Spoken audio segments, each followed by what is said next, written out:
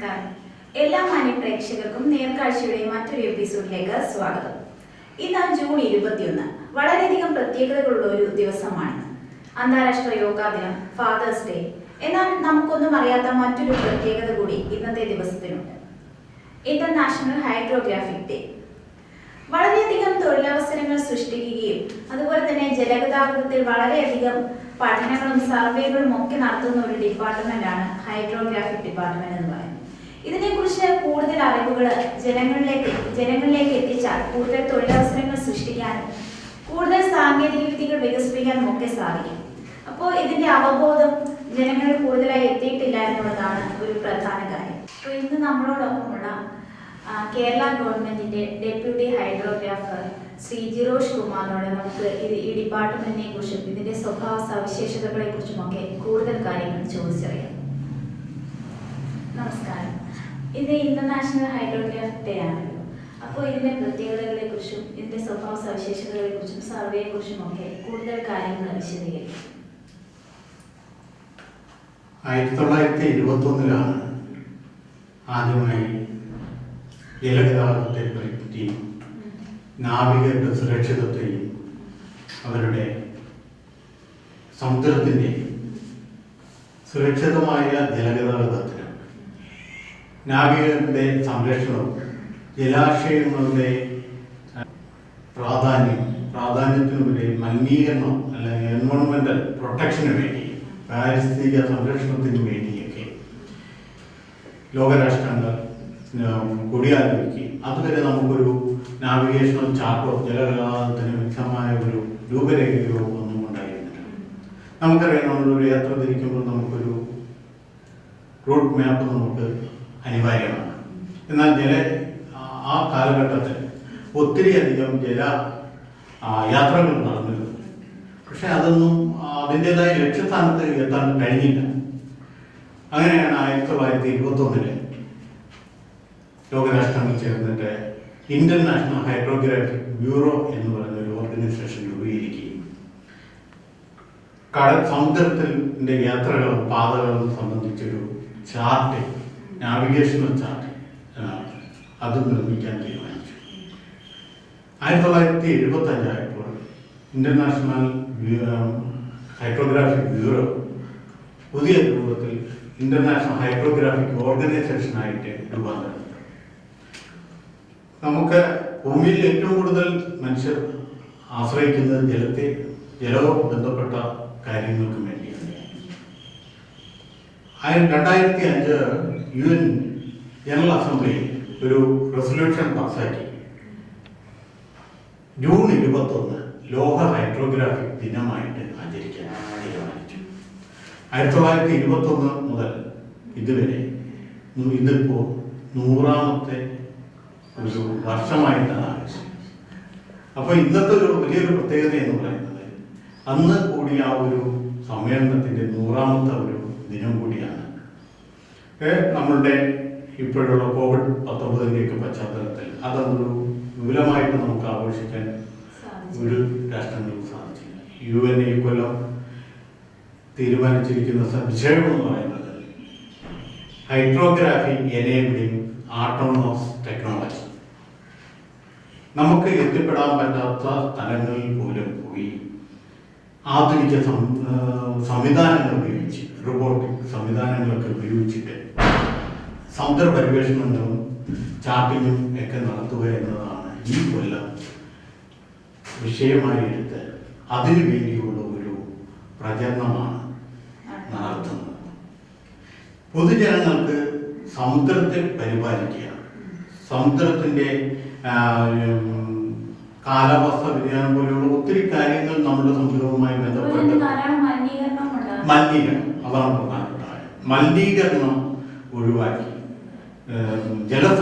സംഭരണികൾ അല്ലെങ്കിൽ ജലാശയങ്ങളുടെ എൻവയോൺമെന്റൽ പ്രൊട്ടക്ഷൻ, അതാണ് ഈ ലോക ഹൈഡ്രോഗ്രാഫിക് ദിനമായിട്ട് ബന്ധപ്പെട്ട് പൊതുജനങ്ങൾക്ക് ഒരു അവയർനെസ്, അറിവ് നൽകുക എന്നുള്ളതാണ് ഈ ദിനാചരണം കൊണ്ട് ഉദ്ദേശിക്കുന്നത്. സുരക്ഷിതമായ ജലഗതാഗത യാത്രകളും നാവികരുടെ സുരക്ഷിതവും എൻവയോൺമെന്റൽ പ്രൊട്ടക്ഷനുമാണ് ഈ പൊതുജനങ്ങൾക്ക് ഈ ഈ ദിവസം വഴി നമ്മൾ ഉദ്ദേശിക്കുന്ന ഒരു വിഷയമായി പറയാം. അപ്പൊ ഈ സമുദ്ര പഠനം നടത്തുമ്പോൾ, സർവേ ഒക്കെ നടത്തുമ്പോൾ അത് ഏത് രീതിയിലാണ്?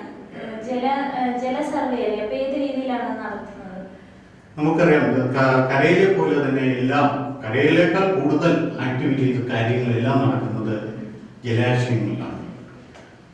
സമുദ്രയാത്രകളായിരുന്നാലും മൈനിങ്, മറ്റുള്ള എല്ലാ ആക്ടിവിറ്റീസും എല്ലാം തന്നെ ജലാശയത്തിൽ നമ്മൾ നടത്തേണ്ടതായിട്ടുണ്ട്. അതിന് ആധുനിക സർവേ ഉപകരണങ്ങളുണ്ട്. അതുപയോഗിച്ചിട്ട് നമുക്ക് കടലിൻ്റെയും സമുദ്രത്തിൻ്റെയും അടിത്തട്ടുകൾ മനസ്സിലാക്കാൻ പറ്റും. എക്കോ സൗണ്ടർ എന്ന് പറയുന്ന ഒരു ഉപകരണം ഉപയോഗിച്ചിട്ടാണ് ഇതിൻ്റെ വെള്ളത്തിൻ്റെ ആഴം അറിയപ്പെടുന്നത്. ഇപ്പം നിരവധിയായിട്ടുള്ള ആധുനിക ഉപകരണങ്ങളുണ്ട്. എക്കോ സൗണ്ടർ ഉപയോഗിച്ചിട്ട് അതിൻ്റെ ആഴം മനസ്സിലാക്കുന്നതിനോടൊപ്പം തന്നെ DGPS, സാറ്റലൈറ്റ് ഉപഗ്രഹ സംവിധാനങ്ങളൊക്കെ ഉപയോഗിച്ചിട്ട് അതിൻ്റെ XYZ, അതായത് നോർത്തിങ്ങും ഈസ്റ്റിങ്ങും അല്ലെങ്കിൽ ലാറ്റിറ്റ്യൂഡും ലോഞ്ചിറ്റ്യൂഡും ഒരേ സമയം നമുക്ക് മനസ്സിലാക്കാൻ സാധിക്കും. അതുവഴി വളരെ കൃത്യതയോടുകൂടി ഓരോ കാര്യങ്ങളും സർവേ വഴി നമുക്ക് കണ്ടെത്താനും, അത് ഇപ്പോൾ നമ്മൾ ഉപയോഗിക്കുന്ന 2012 വരെ നമ്മൾ ഉപയോഗിച്ചിരുന്നത് പേപ്പർ ചാർട്ടുകളായിരുന്നു. നമ്മൾ കാണുന്ന സാധാരണ നാവിഗേഷൻ ചാർട്ട്. ഇപ്പോൾ നമ്മളെല്ലാം എല്ലാ രാജ്യങ്ങളും ഡിജിറ്റൽ ചാർട്ടിംഗ് ആണ് ഉപയോഗിക്കുന്നത്, ഡിജിറ്റൽ മാപ്പിംഗ്.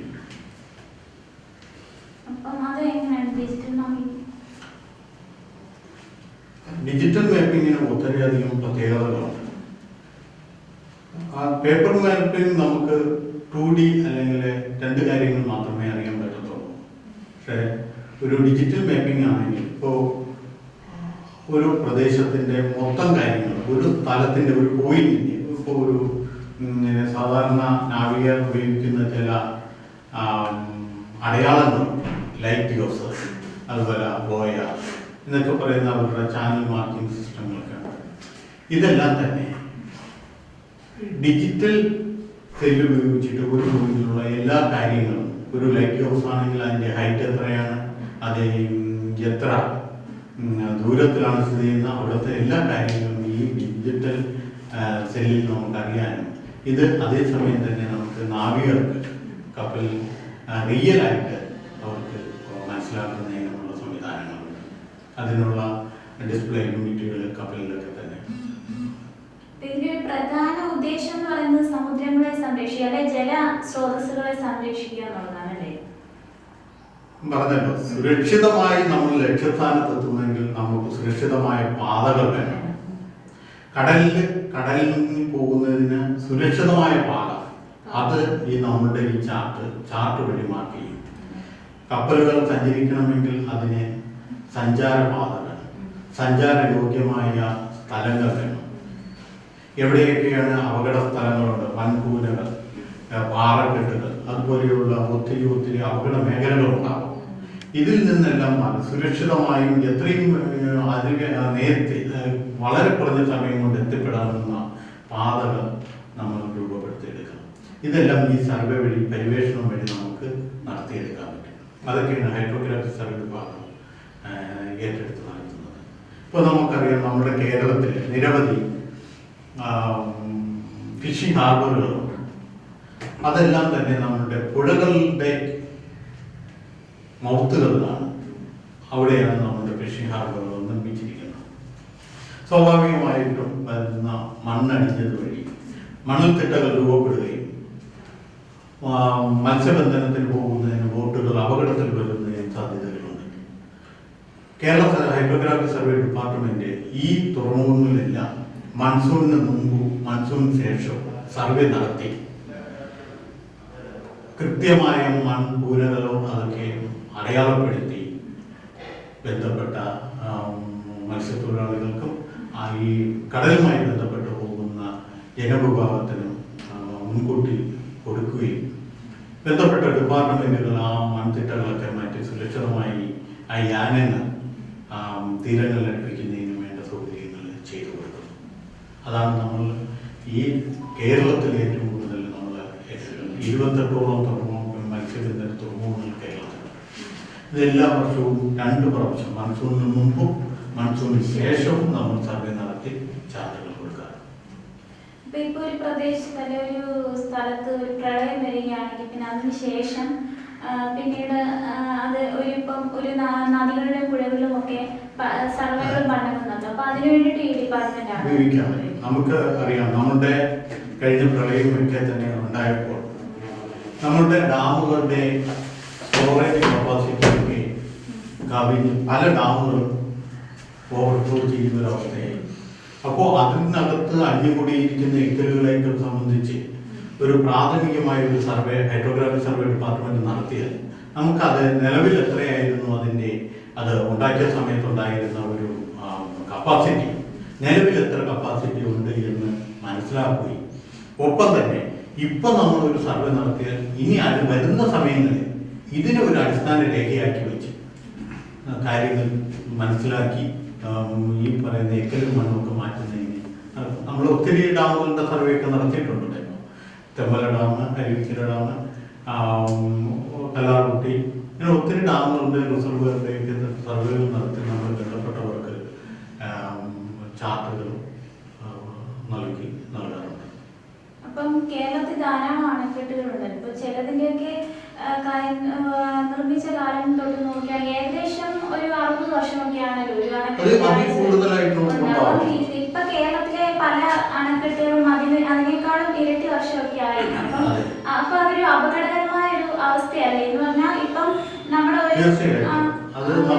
ഇപ്പോ എല്ലാ അണക്കെട്ടുകളുടെയും സർവേ നമ്മൾ നടത്തി അതിന്റെ ഒരു കപ്പാസിറ്റിയൊക്കെ നിർണ്ണയിക്കേണ്ട സമയമായി. അതിന്റെ പ്രവർത്തനങ്ങൾ കേരള സർക്കാർ നടത്തി തുടങ്ങി. ഒട്ടുമുക്ക ഡാമുകളുടെയും റിസർവേറുകളുടെയൊക്കെ സർവേ ഇതിനകം തന്നെ പൂർത്തീകരിച്ചിട്ടുണ്ട്. അതിന്റെ അടിസ്ഥാനത്തിലാണ് എക്കലും മറ്റുമൊക്കെ നീക്കിക്കൊണ്ടിരിക്കുന്നത്.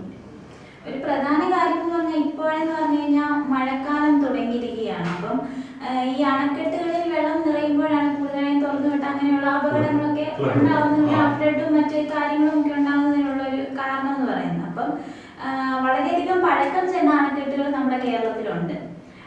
എന്ന് പറഞ്ഞാൽ ഇപ്പോഴത്തെ ഒരു സാങ്കേതിക വിദ്യ ഉപയോഗിച്ചായിരിക്കത്തില്ല പണ്ട് കാലത്ത് നിർമ്മിച്ചിരിക്കുന്നതെന്ന് പറയുന്നത്. അപ്പം ഈ ഉദാഹരണം തന്നെ പറയുകയാണെങ്കിൽ ഇപ്പം മുല്ലപ്പെരിയാർ അണക്കെട്ട് അത് എന്ന് പറഞ്ഞു കഴിഞ്ഞാൽ സുർക്കി മിശ്രിതം ഉപയോഗിച്ചാണല്ലോ നിർമ്മിച്ചിരിക്കുന്നത്. എന്ന് പറഞ്ഞാൽ ചുണ്ണാമ്പും മറ്റ് വേണ്ട വസ്തുക്കളൊക്കെ ഉപയോഗിച്ചാൽ അതെന്ന് പറഞ്ഞു കഴിഞ്ഞാൽ സിമെന്റിനേക്കാളും വളരെയധികം ശേഷി കുറഞ്ഞ ഒരു മിശ്രിതമാണ്. അപ്പൊ അതെന്ന് പറഞ്ഞാൽ അപ്പം ഈ മഴ പെയ്യുമ്പോൾ വെള്ളം വന്ന് വീഴുമ്പോൾ അതിപ്പം ചുണ്ണാമ്പാണെങ്കിൽ അലഞ്ഞിട്ട് നല്ല മിശ്രിതം തന്നെ ആയിരിക്കാം ആ ഒരു ടെക്നിക്കൽ നോളജ്. നമുക്ക് പൊതുവെ ഈ ഡാമിന്റെ കപ്പാസിറ്റി ശരിയും ഒത്തിരി കൊല്ലമായിട്ട് ഇതിൽ അടിഞ്ഞുകൂടുന്ന ചെടിക്കും എക്കലിനും പുറത്തു പോകാനുള്ള ഒരു സാധ്യത കുറവുണ്ട്. അത് നീക്കം ചെയ്യണം. അതിൻ്റെ ഈ സ്റ്റോറേജ് കപ്പാസിറ്റി ക്യാച്ച്മെന്റ് ഏരിയയെ സംബന്ധിച്ച് നല്ലൊരു സർവേ നടത്തണം. അതൊക്കെ ഇപ്പം നടത്തുന്നുണ്ട്.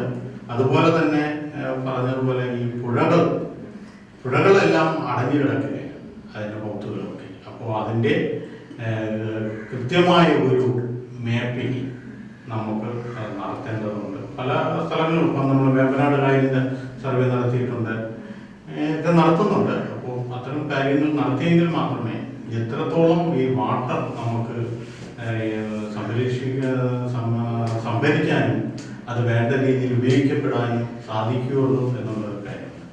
അതിനുപരി ഈ നമ്മളുടെ നദികളെല്ലാം തന്നെ ഏത് തരത്തിൽ നമുക്ക് ഉപയോഗപ്പെടുത്താം, ഒത്തിരി കാര്യങ്ങൾക്ക് നമുക്ക് ഉപയോഗപ്പെടുത്താം. അങ്ങനെ കൃത്യമായ അതിൻ്റെ കപ്പാസിറ്റിയും സ്റ്റോറേജും ഒക്കെ നമ്മൾ നിർണ്ണയിച്ചു കഴിഞ്ഞാൽ പുഴകളായിരുന്നാലും നമുക്ക് ഒരു കാര്യത്തിനല്ല നമ്മളുടെ വാട്ടർ ബോഡി ഉപയോഗിച്ച് പിന്നെ നമുക്ക് കേരളത്തിന്റെ എല്ലാ ആക്ടിവിറ്റീസും ഇപ്പം ഭാരതീയ പുത്തനാടൊക്കെ തന്നെ ആണെങ്കിലും എല്ലാം നമ്മൾ ഉപയോഗിച്ചുകൊണ്ടിരുന്ന വാട്ടർ ബോഡീസുകളാണ്. അതൊക്കെ ഇപ്പൊ തന്നെ അതിന്റെ ചെടികളൊക്കെ മാറ്റിയിട്ട് പുതിയ പൂർത്തീകരിച്ചുകൊണ്ടിരിക്കുന്ന കാര്യങ്ങളാണ്. അതുപോലെ ഈ വാട്ടർ ബോഡിയിൽ നമുക്ക് പിന്നെ ഗതാഗതത്തിന് ഉപയോഗിക്കാം. വളരെ പാരിസ്ഥിതികമായ സംരക്ഷണത്തോടു കൂടി ഒരു പൊല്യൂഷനും ഇല്ലാത്ത രീതിയിൽ ഈ വാട്ടർ ബോഡിയിൽ നമ്മുടെ ജലഗതാഗതം ഉപയോഗിക്കാൻ പറ്റും. അതുപോലെ ജലഗതാഗതം ഉപയോഗിച്ച് ഫിഷിംഗ് ആക്ടിവിറ്റീസ്, ഇൻലാൻഡ് വാട്ടർ ബോഡീസിൻ്റെ, അതുപോലെ എനർജി, സോളാർ ആയാലും ഇലക്ട്രിസിറ്റി ആയാലും അതുപോലെയുള്ള പ്ലാന്റുകൾ. ഇപ്പോൾ സോളാർ എനർജി ഇപ്പോൾ നമ്മൾ വാട്ടർ ബോഡിയിൽ വെക്കുന്നുണ്ട്, ഉപയോഗപ്പെടുത്താൻ പറ്റും. അതുപോലെ ഒത്തിരി കന്നങ്ങൾ, ഒത്തിരി മിനറൽസ് എല്ലാം ഉണ്ട്. അത് ഏതൊക്കെ സ്ഥലത്താണ്, ഏതൊക്കെ രീതിയിലാണ് എന്നുള്ള കാര്യങ്ങളെല്ലാം തന്നെ ഈ ഒരു സർവേ പഠനം നടത്തിയാൽ, അതായത് നമ്മുടെ ലാൻഡിൽ ചെയ്യുന്നത് പോലെ ഈ നമ്മുടെ വെള്ളത്തിലും നമ്മൾ സർവേ പഠനങ്ങൾ ആവശ്യമാണ്. ഈ പഠനങ്ങൾ നമുക്ക് സമഗ്രമായ കേരളത്തിൻ്റെ വികസനത്തിന് ഉപയോഗപ്പെടുത്താൻ ആവശ്യമുണ്ട്. ഇപ്പോൾ നമുക്കറിയാം, നമ്മുടെ കേരളത്തിൽ ധാരാളം ഈ പാറമേടാണ്, പാറുണ്ടാകുക. അത് ഉപയോഗിച്ചിട്ട് പിന്നെ കോറിങ് നടക്കാത്ത സ്ഥലങ്ങളുണ്ട്, അതിലൊക്കെ ധാരാളം വെള്ളമുണ്ട്. ഇതൊക്കെ നമുക്ക് സർവേ നടത്തി കഴിഞ്ഞാൽ അതിന് എന്തോരം വെള്ളം കണ്ടെയ്ൻ ചെയ്യാമെന്നൊക്കെ മനസ്സിലാക്കിയത് ശുദ്ധമായ ജലസ്രോതസ്സുകളായിട്ട് നമുക്ക് മാറ്റാം. പക്ഷെ അതിനെ സംബന്ധിച്ച് GIS മാപ്പിംഗ് പോലെയുള്ള ആധുനിക സംവിധാനങ്ങളൊക്കെ ഉപയോഗിച്ചിട്ട് നമുക്ക് സർവേകൾ നടത്തി അതിന് വേണ്ട ഒരു ഡാറ്റാ ബാങ്ക്, ശരിക്കൊരു സർഫസ് വാട്ടറിന് വേണ്ടി ഒരു ഡാറ്റാ ബാങ്ക് നമുക്ക് ഉണ്ടാക്കാം.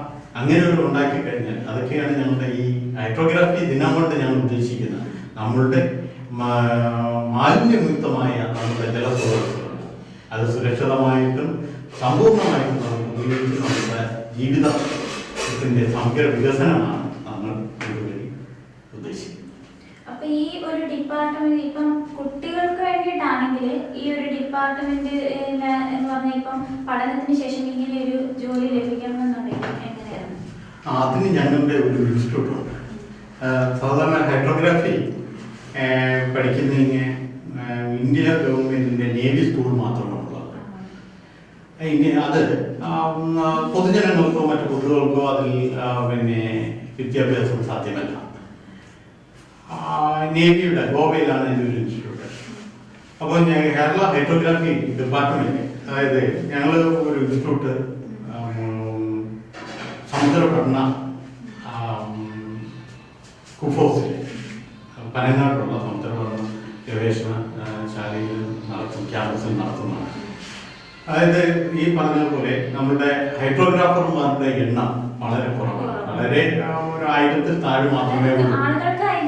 അറിയില്ല, അത് പഠിക്കാനുള്ള സംവിധാനങ്ങളില്ല. അപ്പൊ നമ്മള് കേരള ഗവൺമെന്റിന്റെ ഒരു ഇൻസ്റ്റിറ്റ്യൂട്ട്, അതിന്റെ പേര് Kerala hydrographic and advance studies എന്നാണ്.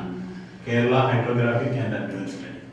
ഇതിൽ വിവിധങ്ങളായ കോഴ്സുകൾ ഞങ്ങൾ നടത്തുന്നുണ്ട്. 6 മാസത്തെ ഹൈഡ്രോഗ്രാഫിക് കോഴ്സ്, ബേസിക് കോഴ്സ് നടത്തുന്നുണ്ട്. അത് +2 ലെവലിലുള്ള കുട്ടികൾക്ക് വരെ അതിൽ പഠനങ്ങൾ നടത്തും. 6 മാസത്തെ കോഴ്സുകൾ. അത് കഴിഞ്ഞ് 1 കൊല്ലത്തെ നമ്മളുടെ ഡിപ്പാർട്ട്മെന്റിൽ തന്നെ ഓൺ ജോബ് ട്രെയിനിങ് നമ്മൾ ഈ കുട്ടികൾക്ക് കൊടുക്കുന്നുണ്ട്.